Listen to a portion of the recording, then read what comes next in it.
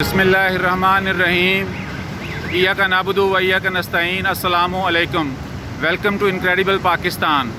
आज मैं आपको मकबरा दाई अंगा और गुलाबी बाग के बारे में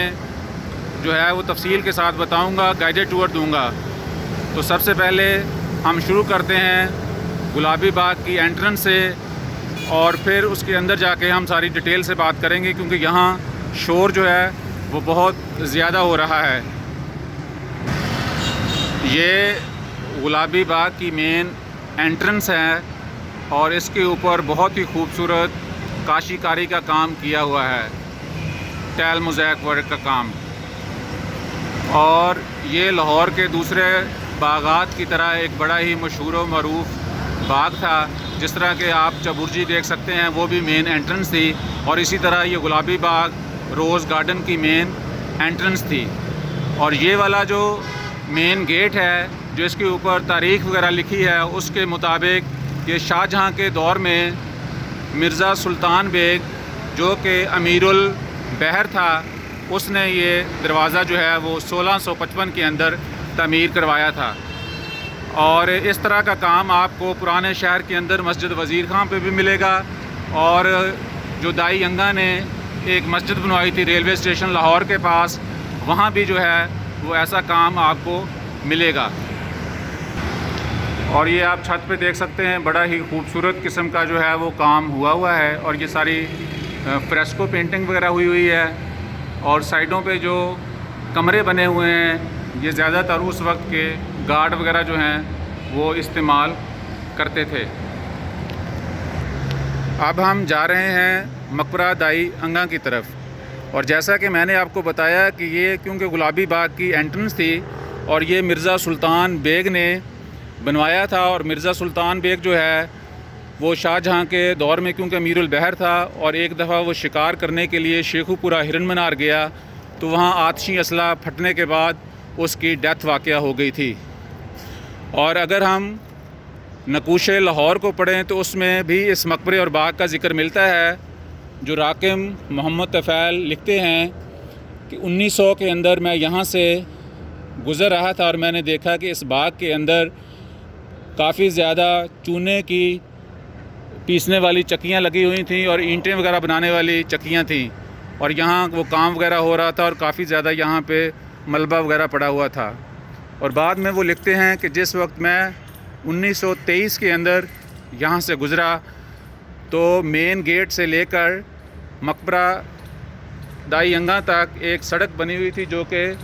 तकरीबन कोई 6 फीट जो है वो चौड़ी सड़क थी।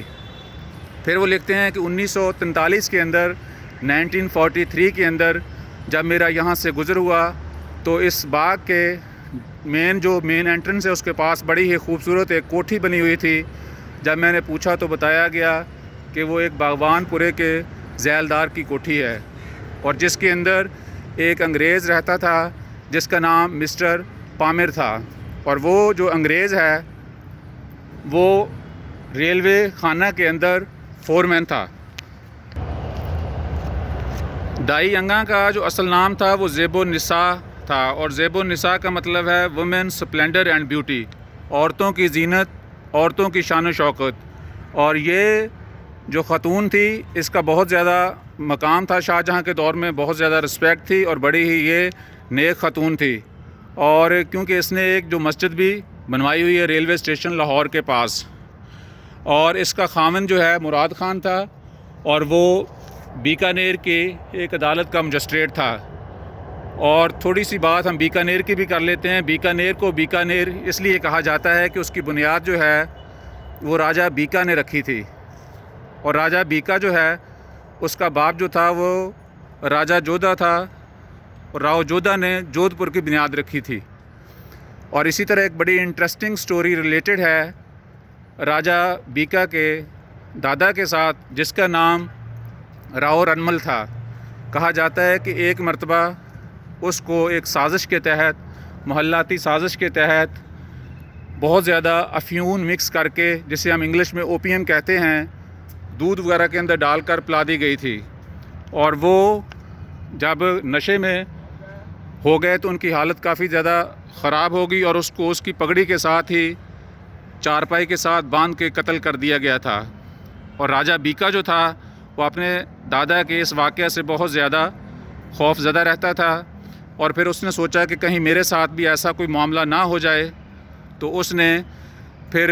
ایک چارپائی بنوائی جو کہ اس کی ہائٹ سے چھوٹی تھی اور بڑی ہلکی تھی۔ اس کا مطلب یہ تھا کہ اگر میرے ساتھ بھی ایسا کوئی واقعہ پیش آئے گا تو میں کھڑا ہو کے لڑ سکتا ہوں اور وہ چارپائی میری پشت پر ہوگی۔ اور آج بھی آپ اگر اس چارپائی کو دیکھنا چاہیں تو جوناگڑھ قلعہ کے اندر پھول محل کے اندر وہ چارپائی جو ہے وہ نمائش کے لیے رکھی ہوئی ہے۔ یہ دائی ینگا کا مقبرہ ہے، اور اس زمانے میں رضائی والدہ کی بہت زیادہ قدر و قیمت تھی، اس کو عزت کی نگاہ سے دیکھا جاتا تھا، جیسا کہ ہمارے پیارے نبی حضرت محمد صلی اللہ علیہ وآلہ وسلم کی دائی حضرت حلیمہ سعدیہ جس وقت آپ کو ملنے کے لیے آیا کرتی تھیں تو اللہ کے نبی صلی اللہ علیہ وآلہ وسلم اکثر کھڑے ہو جایا کرتے تھے اور ان کو بہت زیادہ عزت اور احترام دیتے تھے۔ اسی طرح شاہ جہاں بادشاہ جو ہے وہ دائی ینگا زیب النساء کی بہت زیادہ عزت اور رسپیکٹ کرتا تھا، اور یہ والا مقبرہ جو ہے تاریخ کے مطابق جو کہ اس کے اندر موجود ہے تقریباً 1671 کے اندر 1671 کے اندر کمپلیٹ ہوا تھا، اور اس زمانے کے اندر بہت زیادہ خوبصورت شان و شوکت والا ایک باغ جو تھا وہ وسیع و ریز یہاں پہ موجود تھا، جس کے اندر فوارے بھی تھے، حوض بھی تھے، آبشاریں بھی تھیں، لیکن آہستہ آہستہ وقت کے ساتھ ساتھ وہ چیزیں جو ہیں وہ ختم ہوتی گئیں، اور کافی زیادہ لوگوں نے جو ہے وہ ناجائز طور پر قبضے کر کے اپنے گھر وغیرہ بنا لیے، اور اب محکمہ آثار قدیمہ کی کوشش ہے کہ یہ جگہ جو ہیں یہ خالی کروائی جائیں اور ان کو اس باغ کا دوبارہ حصہ بنایا جائے، اور یہ بہت ہی خوبصورت قسم کا باغ ہے جو کہ ڈپارٹمنٹ آف آرکیالوجی والوں نے اور پی ایچ اے والوں نے مل کر یہ کام کروایا ہے، اور ہم یہ امید کرتے ہیں کہ انشاءاللہ العزیز آنے والے وقتوں میں اور اس کو خوبصورت سے خوبصورت تر کر دیا جائے گا، اور یہ ہم شکر گزار ہیں ڈپارٹمنٹ آف آرکیالوجی والوں کے کہ جنہوں نے اس ہمارے خوبصورت ورثے کو ضائع ہونے سے بچا لیا۔ اور اب ہم جو ہے وہ اندر جو قبریں موجود ہیں، کیونکہ اس کے اندر 2 قبریں موجود ہیں، ایک قبر تو دائی ینگا کی ہے، اسے ہر ہسٹورین نے لکھا ہے، لیکن دوسری قبر کے بارے میں اکثر جو ہے وہ ہسٹورین خاموش ہیں، لیکن اگر ہم تاریخ کا مطالعہ کریں تو ہمیں پتہ چلتا ہے، پروفیسر مسعود الحسن صاحب نے اپنی کتاب کے اندر لکھا ہے کہ دوسری قبر جو ہے وہ دائی ینگا کی بیٹی کی ہے، جس کا نام جو ہے وہ سلطان بیگم تھا۔ اب ہم مقبرے کے اندر انٹر ہو چکے ہیں، اور آپ دیکھ سکتے ہیں کہ یہ خوبصورت کام آپ کو نظر آئے گا جو کہ موجود ہے، اور اس مقبرے کے ساتھ تقریباً 8 جو ہیں وہ کمرے انٹر کنیکٹڈ ہیں، اور یہ آپ کو جگہ نظر آتی ہیں چیزیں وغیرہ رکھنے وغیرہ کے لیے، یہ سارے آپ کو چیز نظر آ رہی ہے۔ اور جیسا کہ ہم جانتے ہیں کہ زیب النساء کا لکی نمبر جو ہے وہ بھی 8 ہے، اور اسی طرح یہاں 8 انٹر کنیکٹڈ جو ہیں وہ رومز پائے جاتے ہیں۔ یہ والی جو ہیں یہ 2 قبریں ہیں، اور ایک قبر جو ہے دائی ینگا زیب النساء کی ہے، اور دوسری قبر اس کی بیٹی سلطان بیگم کی ہے، اور اصل قبریں جو ہیں وہ اس کے نیچے ہیں، تہہ خانے کے اندر موجود ہیں، لیکن آج کل جو ہے وہاں پہ کوئی رسائی نہیں ہے نیچے جانے کی، اور یہ چھت کے اوپر بڑا ہی خوبصورت کام ہوا آپ کو نظر آ رہا ہے۔ اور اگر آپ یہ غور سے دیکھیں تو آپ کو یہ قرآن کریم کی لکھی ہوئی آیات جو ہیں وہ نظر آ رہی ہیں، اور یہ اس وقت کے مشہور و معروف نامور خطاط محمد صالح کی لکھی ہوئی یہ خطاطی ہے جو کہ بہت ہی خوبصورت ہے، اور یہاں پہ نیچرل وینٹیلیشن کا خیال رکھا گیا ہے تاکہ سورج کی روشنی جو ہے وہ اس کو منور وغیرہ کرے. اور آپ دیکھ سکتے ہیں کہ یہاں بالکل ہر چیز کلیئر نظر آ رہی ہے. ایسا لگ رہا ہے جیسے کوئی لائٹس وغیرہ لگی ہوئی ہوں، لیکن یہ قدرتی ساری کی ساری لائٹ جو ہے وہ آ رہی ہے. اور اس دائی انگاں کا ایک بیٹا تھا جس کا نام تھا محمد راشد خان، اور وہ اپنے وقت کا بہت ہی زبردست قسم کا تیر انداز تھا، لیکن دارا شکوہ کی حمایت کے اندر جنگ لڑتے ہوئے وہ مارا گیا تھا. اب آپ کو یہ قبریں جو ہیں ان کی حالت جو ہے یہ بتا رہی ہے. مجھے یہاں پہ ایک شعر یاد آ رہا ہے: قبر کا تعویذ بھی اور سنگ مرمر بھی نہیں، قبر کا تعویذ بھی اور سنگ مرمر بھی نہیں، سینکڑوں منظر ہیں اس منظر میں پنہاں دیکھیے.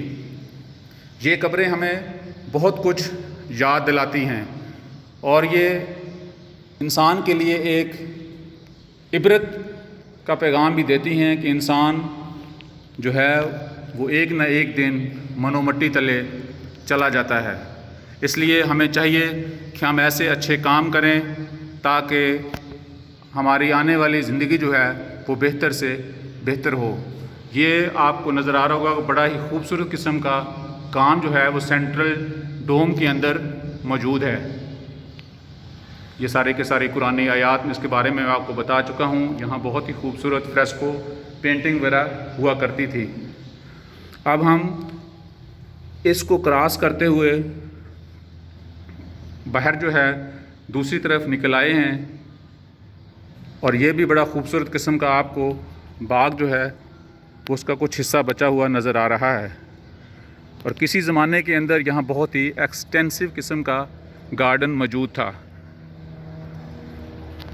اور اب میں آپ کو کوشش کرتا ہوں کہ اس کی چھت کے اوپر آپ کو لے جاؤں تاکہ آپ کو اوپر سے بھی اس کا خوبصورت منظر جو ہے وہ دکھا سکوں. یہ مقبرے کی